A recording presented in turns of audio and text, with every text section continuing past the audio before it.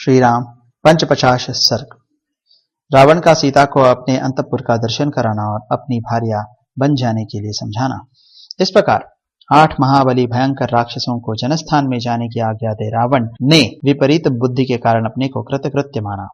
वह विदेह कुमारी सीता का स्मरण करके काम बाणों से अत्यंत पीड़ित हो रहा था। अतः उन्हें देखने के लिए उसने बड़ी उतावली के साथ अपने रमणीय अंतःपुर में प्रवेश किया। उस भवन में प्रवेश करके राक्षसों के राजा रावण ने देखा कि सीता राक्षसियों के बीच में बैठकर दुख में डूबी हुई है। उनके मुख पर आंसुओं की धारा बह रही है और वे शोक के दुस्सह भार से अत्यंत पीड़ित एवं दीन हो वायु के वेग से आक्रांत हो समुद्र में डूबती हुई नौका के समान जान पड़ती है। मृगों के यूथ से बिछुड़कर कुत्तों से घिरी हुई अकेली हरिणी के समान दिखाई देती है। शोकवश दीन और विवश हो नीचे मुंह किए बैठी हुई सीता के पास पहुंचकर राक्षसों के राजा निशाचर रावण ने उन्हें जबरदस्ती अपने देवग्रह के समान सुंदर भवन का दर्शन कराया। वह ऊंचे ऊंचे महलों और 7 मंजिले मकानों से भरा हुआ था। उसमें सहस्त्रों स्त्रियां निवास करती थी। झुंड के झुंड नाना जाति के पक्षी वहां कलरव करते थे। नाना प्रकार के रत्न उस अंतःपुर की शोभा बढ़ाते थे। उसमें बहुत से मनोहर खंबे लगे थे जो हाथी दांत, पक्के सोने, स्फटिक मणि, चांदी, हीरा और वैदुर्य मणि मतलब नीलम से जटित होने के कारण बड़े विचित्र दिखाई देते थे। उस महल में दिव्य दुंदुभियों का मधुर घोष होता रहता था। उस अंतःपुर को तपाए हुए स्वर्ण के आभूषणों से सजाया जाता था। रावण सीता को साथ लेकर सोने की बनी हुई विचित्र सीढ़ी पर चढ़ा। वहां हाथीदांत और चांदी की बनी हुई खिड़कियां थीं जो बड़ी सुहावनी दिखाई देती थी। सोने की जालियों से ढकी हुई प्रासाद मालाएं भी दृष्टिगोचर होती थी। उस महल में जो भूभाग मतलब फर्श थे वे सुर्खी चूना के पक्के बनाए गए थे और उनमें मणियां जड़ी गई थी जिनसे वे सब के सब विचित्र दिखाई देते थे। दशग्रीव ने अपने महल की वे सारी वस्तुएं मैथिली को दिखाई। रावण ने बहुत सी बावड़ियां और भांति भांति के फूलों से आच्छादित बहुत सी पोखरियां भी सीता को दिखाई। सीता वह सब देखकर शोक में डूब गई। वह पापात्मा निशाचर विदेह नंदिनी सीता को अपना सारा सुंदर भवन दिखाकर उन्हें लुभाने की इच्छा से इस प्रकार बोला, सीते, मेरे अधीन 32 करोड़ राक्षस हैं। यह संख्या बूढ़े और बालक निशाचरों को छोड़कर बताई गई है। भयंकर कर्म करने वाले इन सभी राक्षसों का मैं ही स्वामी हूं। अकेले मेरी सेवा में 1000 राक्षस रहते हैं। विशालालोचने, मेरा यह सारा राज्य और जीवन तुम पर ही अवलंबित है अथवा यह सब कुछ तुम्हारे चरणों में समर्पित है। तुम मुझे प्राणों से भी अधिक प्रिय हो। सीते, मेरा अंतःपुर मेरी बहुत सी सुंदरी भार्याओं से भरा हुआ है। तुम उन सब की स्वामिनी बनो। प्रिय, मेरी भार्या बन जाओ। मेरे इस हितकर वचन को मान लो। इसे पसंद करो। इससे विपरीत विचार को मन में लाने से तुम्हें क्या लाभ होगा? मुझे अंगीकार करो। मैं पीड़ित हूं, मुझ पर कृपा करो। समुद्र से घिरी हुई लंका के राज्य का विस्तार 100 योजन है। इंद्र सहित संपूर्ण देवता और असुर मिलकर भी इसे ध्वस्त नहीं कर सकते। देवताओं, यक्षों, गंधर्वों तथा ऋषियों में भी किसी को ऐसा नहीं देखता जो पराक्रम में मेरी समानता कर सके।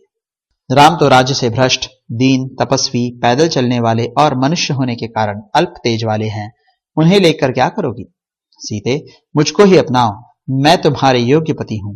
भीरु, जवानी सदा रहने वाली नहीं है, अतः यहां रहकर मेरे साथ रमण करो।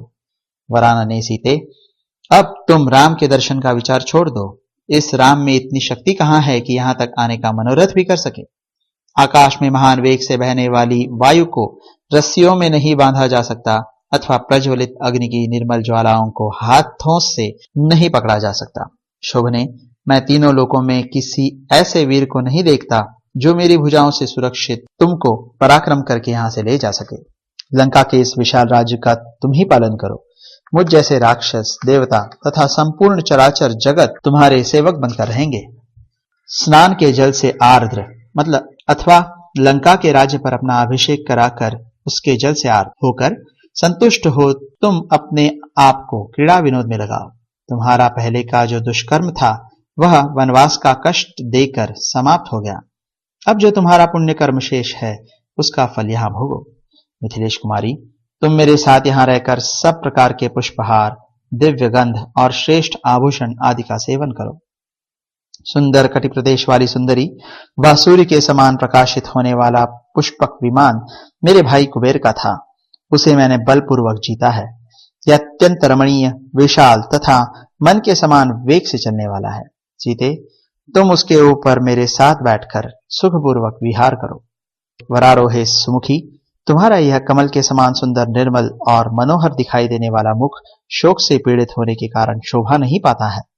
जब रावण ऐसी बातें कहने लगा तब परम सुंदरी सीता देवी चंद्रमा के समान मनोहर अपने मुख को आंचल से ढककर धीरे धीरे आंसू बहाने लगी। सीता शोक से अस्वस्थ सी हो रही थी। चिंता से उनकी कांति नष्ट सी हो गई थी और वे भगवान राम का ध्यान करने लगी थी। उस अवस्था में उनसे वह वीर निशाचर रावण इस प्रकार बोला, विदेह नंदिनी, अपने पति के त्याग और परपुरुष के अंगीकार से जो धर्म लोभ की आशंका होती है, उसके कारण तुम्हें यहाँ लज्जा नहीं होनी चाहिए।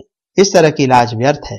देवी, तुम्हारे साथ जो मेरा स्नेह संबंध होगा यह आर्ष धर्मशास्त्रों द्वारा समर्थित है। अब इसके ऊपर एक टिप्पणी है। ऐसा कहकर रावण देवी सीता को धोखा देना चाहता था। वास्तव में ऐसे पापपूर्ण कृत्यों का समर्थन धर्मशास्त्रों में कहीं नहीं है। कुमारी कन्या का बलपूर्वक अपहरण शास्त्रों में राक्षस विवाह कहा गया है, किंतु वह भी निंद्य ही माना गया है। यहाँ तो वह भी नहीं है। विवाहिता सीता साध्वी का अपहरण घोर पाप माना गया है। इसी पाप से सोने की लंका मिट्टी में मिल गई और रावण दल बल कुल परिवार सहित नष्ट हो गया। अब आगे, तुम्हारे इन कोमल एवं चिकने चरणों पर मैं अपने ये 10 मस्तक रख रहा हूं। अब शीघ्र मुझ पर कृपा करो। मैं सदा तुम्हारे अधीन रहने वाला दास हूं। मैंने कामाग्नि से संतप्त होकर ये बातें कही हैं। ये शून्य निष्फल न हो, ऐसी कृपा करो। क्योंकि रावण किसी स्त्री को सिर झुकाकर प्रणाम नहीं करता, केवल तुम्हारे सामने इसका मस्तक झुका है। मिथिलेश कुमारी जानकी से ऐसा कहकर काल के वशीभूत हुआ रावण मन ही मन मानने लगा कि यह अब मेरे अधीन हो गई। इस प्रकार श्री वाल्मीकि निर्मित आर्ष रामायण आदि काव्य के अरण्य कांड में 55वां सर्ग पूरा हुआ।